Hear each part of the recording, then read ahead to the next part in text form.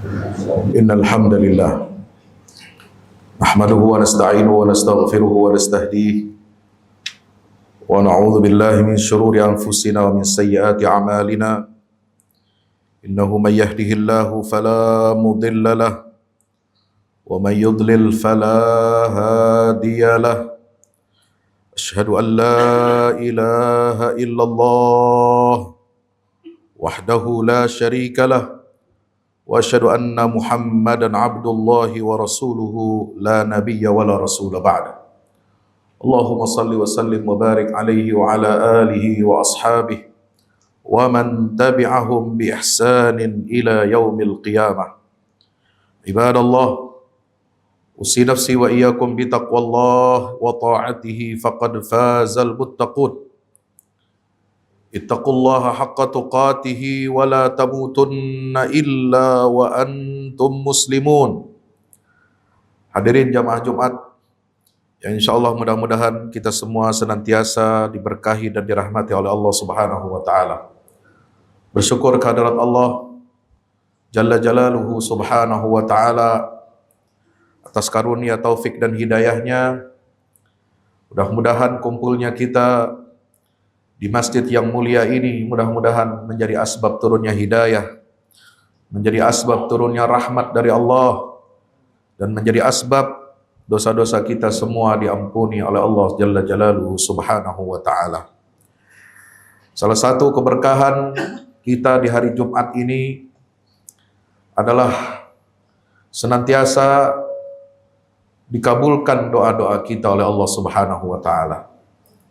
Senantiasa hati kita direkatkan kepada saudara-saudara kita sesama kaum muslimin.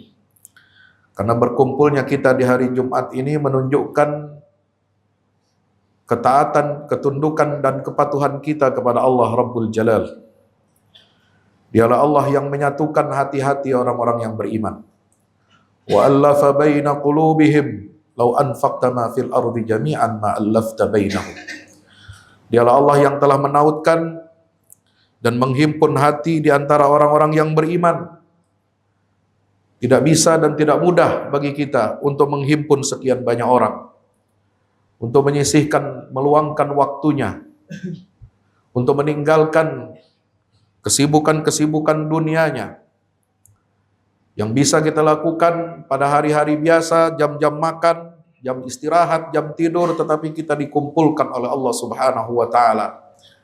Tidak mendapatkan, bukan untuk mendapatkan kepentingan dunia, tapi untuk menjalankan perintah dari Allah Subhanahu wa ta'ala. Idza nudiya lis-salati min yaumil jumu'ah fas'au ila dzikrillahi wa dzarul bai'. Maka bersyukurlah kepada Allah Subhanahu wa ta'ala. Rasakan ini sebagai sebuah nikmat yang besar dari Allah. Ketika kita tergerak hati kita, melangkahkan kaki kita untuk hadir melaksanakan ibadah Jumat ini, tidak lain dan tidak bukan sebagai ketundukan kita dan kepatuhan kita kepada perintah-perintah Allah Subhanahu wa ta'ala. Dan kepatuhan itulah yang akan memberikan kita keselamatan baik di dunia maupun di akhirat kelak. Hadirin rahimani wa rahimakumullah, mari kita senantiasa saling mengingatkan agar kita senantiasa bertakwa kepada Allah Subhanahu wa ta'ala dengan ketakwaan yang sebenar-benarnya, menjalankan perintah-perintah Allah dan menjauhi larangan Allah Subhanahu wa ta'ala. Allah menyebutkan di dalam Al-Quran penyakit-penyakit hati yang bisa bersarang di dalam hati kita. Salah satu penyakit hati yang paling berbahaya adalah penyakit nifaq.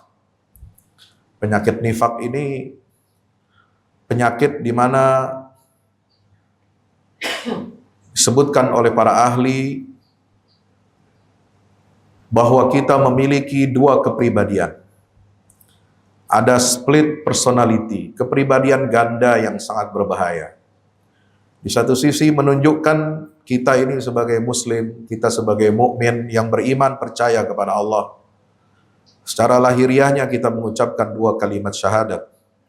Tetapi di sisi lain kita punya kepribadian yang mirip dengan orang-orang kafir. Suka meninggalkan perintah-perintah Allah dan mendatangi serta mengerjakan larangan-larangan Allah. Bahkan salah satu ciri khas orang-orang kafir itu adalah memecah belah kaum muslimin, dan itu menjadi akhlak dan kebiasaan sebagian orang yang di dalamnya memiliki penyakit di dalam hatinya, yaitu juga suka memecah belah barisan kaum muslimin. Jamaah yang dirahmati Allah Subhanahu wa taala, sejak Nabi SAW hijrah dari Makkah ke Madinah, dan Allah telah memberikan tanda-tanda kebesarannya bahwa Islam ini akan dimenangkan di atas semua agama. Maka kalau di Makkah tidak ada fenomena kemunafikan, karena semua orang mengenal Islam itu dari akarnya. Sahabat Nabi yang masuk Islam, mereka mengenal Islam itu dari akar-akarnya. Sudah mengalami tempaan-tempaan yang hebat. 13 tahun di Makkah, diuji keimanannya oleh Allah Subhanahu wa taala sehingga keimanannya itu mengkristal. Keimanannya itu clear, keimanannya itu jelas dan tidak ada yang abu-abu. Tidak ada keraguan sedikit pun di dalam hati dan jiwa mereka. Tetapi ketika Rasul sallallahu alaihi wasallam hijrah ke Madinah, mendapati kaum yang mereka tidak mengenal Islam. Mereka mengenal dan mengambil Islam hanya dari kulit luarnya saja. Mereka mengambil dan mengenal mendekati Islam kalau ada maunya saja. Kalau dirasakan ada keuntungannya. Tetapi ketika keuntungan tidak berpihak kepada mereka, mereka buru-buru menjauhi Islam dan bergabung dengan barisan kaum kafir. Masyarul muslimin dirahmati Allah Subhanahu wa taala. Apakah itu menunjukkan bahwa kemudian Nabi SAW gagal dalam membina para sahabatnya? Tidak. Karena yang disebut dengan kaum munafikin yang ada di dalam Al-Quran itu sebenarnya mereka bukan sahabat Nabi. Mereka duduk di majelisnya Nabi, betul. Mereka hadir sholat, iya. Mereka belajar, masuk di dalam majelis-majelis ilmu, betul. Tetapi mereka tidak pernah menjadi Islam dalam makna yang sesungguhnya. Sehingga Allah Ta'ala menyatakan di dalam surah Al-Hujurat, qalatil a'rabu amanna qul lam tu'minu walakin qulu aslamna walamma yadkhulil imanu fi qulubikum. Mereka disebut di dalam Al-Quran sebagai orang-orang Arab Badui, orang-orang Arab, orang-orang yang tidak memiliki keadaban, tidak memiliki keimanan yang benar kepada Allah Subhanahu wa Ta'ala dan kepada Rasulnya Sallallahu Alaihi Wasallam. Mereka berkata kepada Rasulullah SAW, kami sungguh telah beriman. Tetapi Allah mengatakan, qul lam tu'minu. Katakanlah wahai Muhammad, kalian semua ini tidak beriman. Belum beriman. Walakin qulu aslamna. Katakan saja bahwa kami sudah berislam, kami sudah masuk Islam. Tapi iman belum masuk dan tidak menjadi dasar dari semua tindakan-tindakan orang tersebut. Hadirin masyarakat muslimin dirahmati Allah Subhanahu wa taala. Maka sejak Islam ini didakwahkan di periode Madinah, ketika Nabi SAW menghadapi makarnya kaum musyrikin di Mekkah, Nabi mendapatkan bukan hanya musuh dari luar, yaitu kaum musyrikin di Mekkah yang senantiasa merongrong kedaulatan umat Islam yang ada di Madinah, tetapi juga Nabi SAW menghadapi keretakan, krisis yang ditimbulkan oleh orang-orang munafik di Madinah ini untuk memecah belah kaum muslimin, untuk membuat kaum muslimin ini tidak lagi patuh dan tunduk kepada Allah dan Rasulnya SAW. Mereka menyebarkan berbagai macam syubhat, mereka menyebarkan berbagai macam fitnah kepada orang-orang yang beriman bersama Nabi SAW. Mereka senantiasa membuat barisan umat Islam ini kocar-kacir. Dan mereka ciri khas yang paling banyak diungkap di dalam Al-Quran adalah kalau terjadi peperangan, terjadi jihad di jalan Allah Subhanahu wa taala menghadapi kekuatan kaum musyrikin, merekalah orang yang terdepan untuk merusak barisan kaum muslimin, untuk mendegradasi kekuatan spiritual umat Islam, untuk menghambat dan menghadang setiap upaya-upaya yang serius untuk menghadapi tantangan-tantangan kaum musyrikin. Lihatlah bagaimana Nabi Shallallahu Alaihi Wasallam menerima ayat-ayat Al-Quran ketika terjadi berkecamuk perang Uhud, ketika terjadi berkecamuk perang Badar, ketika terjadi perang Bani Mustalik, ketika terjadi perang Ahzab dan perang-perang yang lainnya. Di situ Allah Subhanahu wa taala menunjukkan akhlak yang sejati dari orang-orang munafikin ini. Hadirin rahmat Allah Subhanahu wa taala. Bagaimana contohnya? Yang contoh yang paling jelas terungkap di dalam kisah bagaimana peperangan yang dihadapi oleh Nabi Shallallahu alaihi wasallam dalam perang Ahzab. Perang Ahzab ini perang yang terakhir, perang besar yang dihadapi terakhir oleh umat Islam sebelum terjadi gencatan senjata yang dikenal dengan peristiwa Hudaybiyah. Maka Nabi SAW waktu itu dihadapkan kepada tantangan kaum musyrikin. Mereka berniat untuk menghancurkan umat Islam sekali pukul. Mereka menghimpun dan mengumpulkan seluruh kekuatannya, logistiknya, persenjataannya, uangnya, untuk senantiasa bisa digunakan untuk menghancurkan daulah Islam yang tegak berdiri di Madinah. Maka di perang Ahzab inilah 10.000 kekuatan kaum musyrikin itu datang. Mereka ingin menyerang kota Madinah. Mereka ingin membunuhi kaum muslimin. Dan mereka mendapatkan kolaborasi dari pihak dalam, yaitu dari orang-orang munafik dan orang-orang Yahudi Bani Quraisyah. Masyarul muslimin dirahmati Allah Ta'ala. Allah menggambarkan di dalam surah Al-Ahzab, satu surat yang turun untuk merespon perang Al-Ahzab. Koalisi kaum musyrikin, kaum munafikin, dan kaum Yahudi Bani Quraisyah untuk menghancurkan daulah Islam di Madinah. Allah menggambarkan betapa mengerikannya peristiwa Ahzab itu dalam surat Al-Ahzab ayat 10 sampai 11. Wa idz zaghatil absar wa balagatil qulub wal hanajiru wa balagatil qulubul hanajira wa tazunnuna billahi zununa. Hunalika betuliyal mu'minuna wa zulzilu zilzalan syadida. Ingatlah ketika mata semua terbelalak, hati naik sampai ke tenggorokan, atau jantung itu sampai ke tenggorokan. Dan mereka dan kalian semua memberikan prasangka yang tidak-tidak kepada Allah Subhanahu wa ta'ala.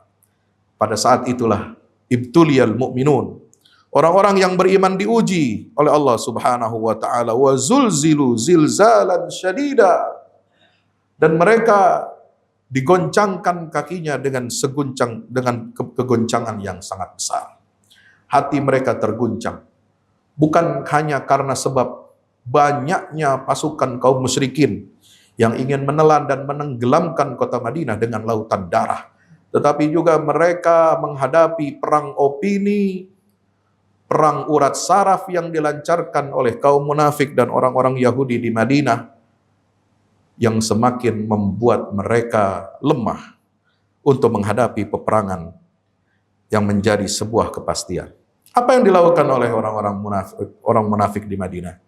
Mereka mengatakan sebagaimana direkam dalam surat Al-Ahzab ayat 12. Wa idh yaqulul munafiquna walladzina fi qulubihim maradun ma wa'adana Allahu wa rasuluhu illa ghurura. Orang-orang munafik dan orang-orang yang hatinya di dalam hati mereka terdapat penyakit, mereka berkata, tidak ada apa yang dijanjikan oleh Allah dan Rasulnya kepada kami, melainkan itu hanya tipu daya.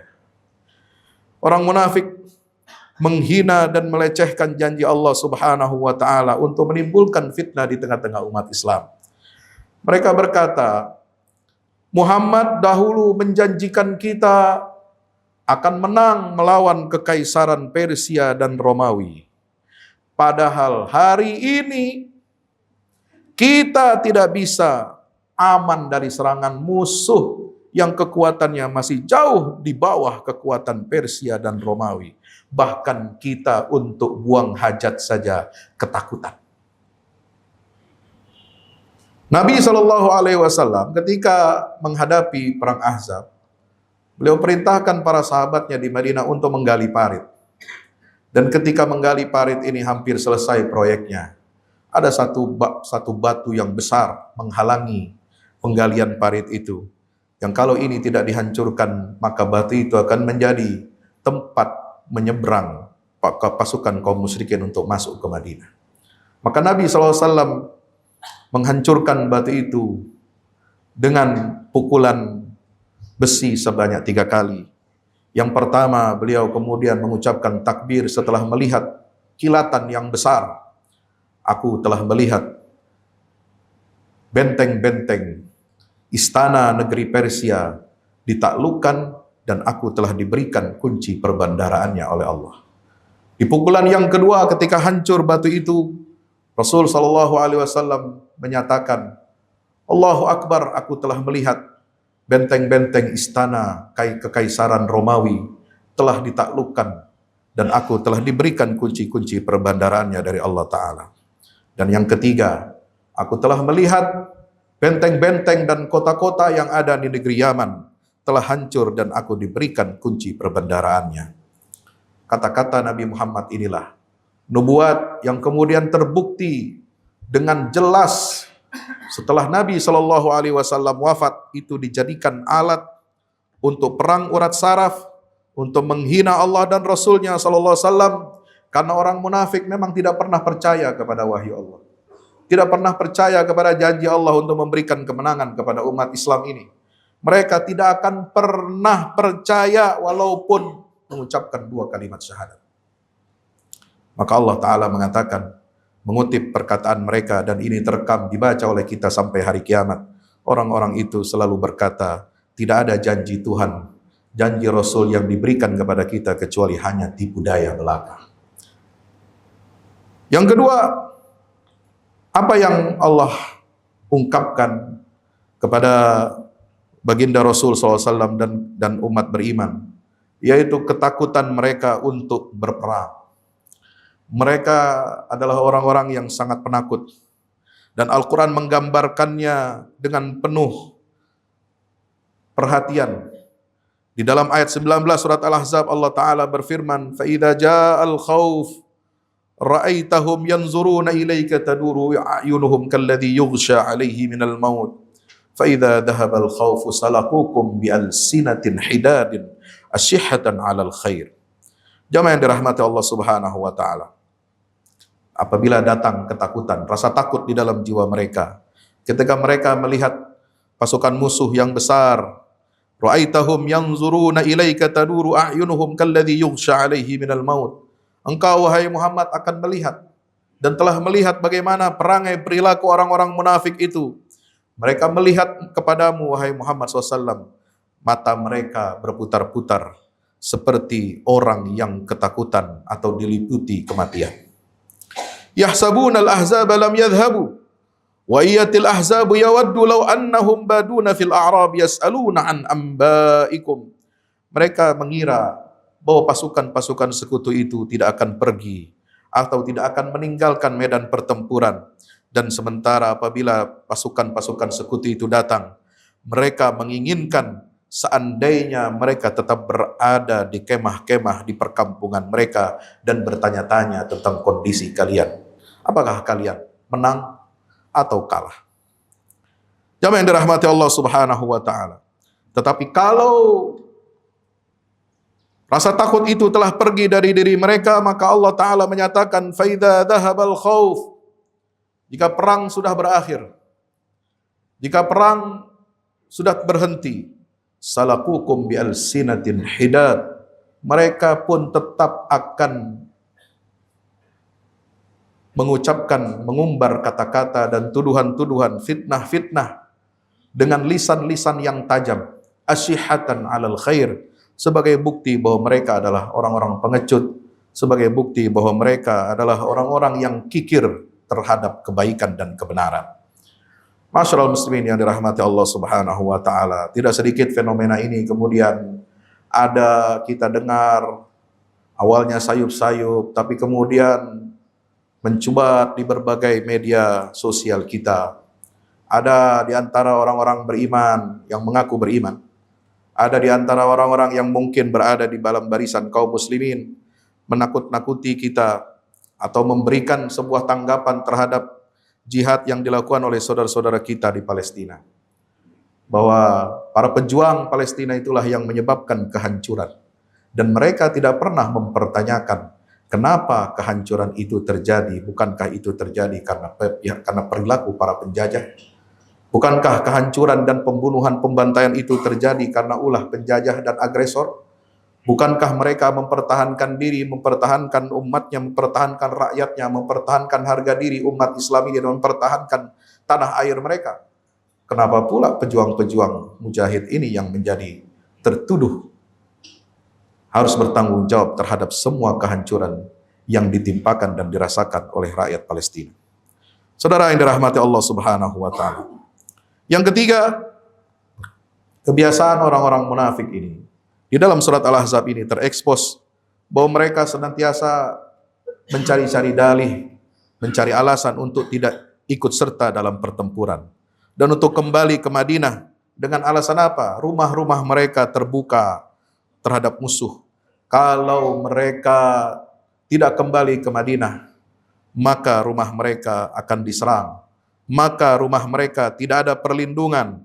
Maka itu Allah Ta'ala berfirman, wa yasta'dhinu fariqum minhum an-nabiyya yaquluna inna buyutana aurah wa ma hiya bi'aurah. Sebagian kelompok dari orang-orang munafik itu meminta izin kepada Nabi SAW.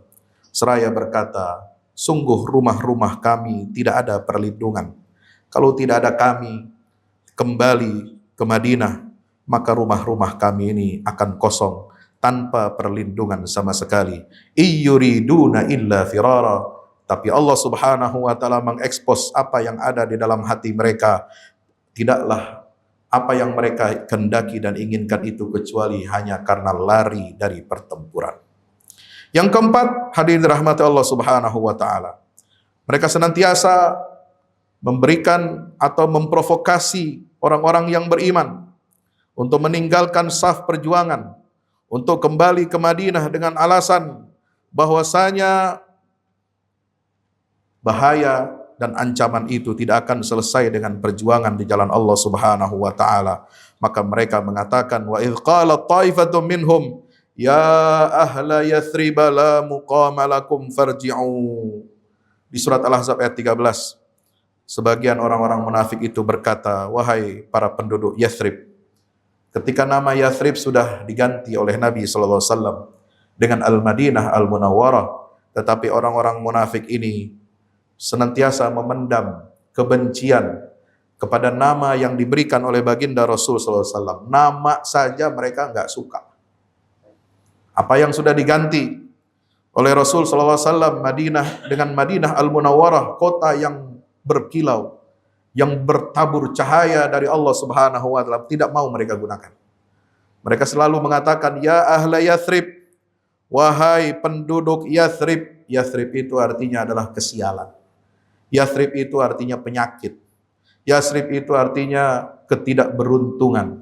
Wahai penduduk negeri yang tidak beruntung, penduduk negeri yang sial, tidak ada tempat bagi kamu, dan pulanglah saja untuk menyelamatkan diri dan keluarga kamu. Qad ya'lamullahu al-mu'awwiqina minkum wal qailina li ikhwanihim halumma ilaina wa la ya'tuna al-ba'sa illa qalila. Maka Allah Subhanahu wa taala menyatakan, sungguh Allah telah mengetahui orang-orang yang menyurutkan perjuangan ini. Orang-orang yang senantiasa berkata kepada saudara mereka, ayo kembali kita pulang. La ya'tuna al-ba'sa illa qalila. Mereka tidak pernah bersentuhan dengan peperangan itu kecuali hanya sedikit saja. Masyarakat muslimin dirahmati Allah Subhanahu wa taala. Mudah-mudahan Allah taala menjaga hati kita, menjaga lisan kita, menjaga akal fikiran kita, menjaga akidah kita agar tidak dirusak dengan penyakit yang bernama munafik ini. Allah Subhanahu wa taala berfirman di dalam Al-Qur'anul Karim menggambarkan perilaku orang-orang kafir ini dengan seolah-olah mereka itu orang-orang yang rasional. Mereka orang-orang yang senantiasa mengedepankan maslahat. Mereka seolah-olah orang-orang yang menginginkan kebaikan bagi umat Islam. Ada yang mengatakan, lau ata'una ma qutilu. Seandainya mereka dengarkan ucapan kami, mereka tidak akan terbunuh. Sama seperti orang sekarang mengatakan, coba gencatan senjata saja, hentikan perlawanan itu, niscaya mereka tidak akan terbunuh di medan pertempuran. In aradna illa ihsanan wa taufiqa. Di ayat yang lain Allah mengatakan, mengekspos mereka, ucapan kaum munafik, apa yang kami inginkan tidaklah melainkan kecuali adalah perbuatan ihsan dan taufik dari Allah Subhanahu wa taala. Lau na'lamu qitalan lattaba'nakum.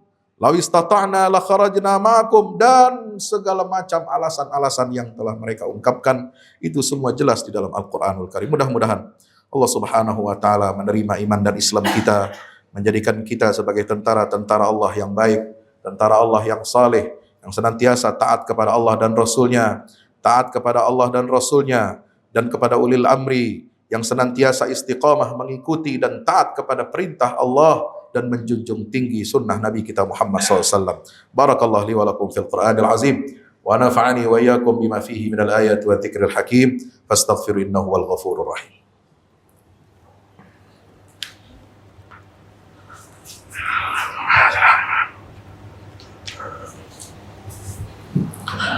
Alhamdulillahi wahdah, sadaqa wa'dah, wa nasara 'abdah, wa a'azza jundahu wa hazama al-ahzaba wahdah.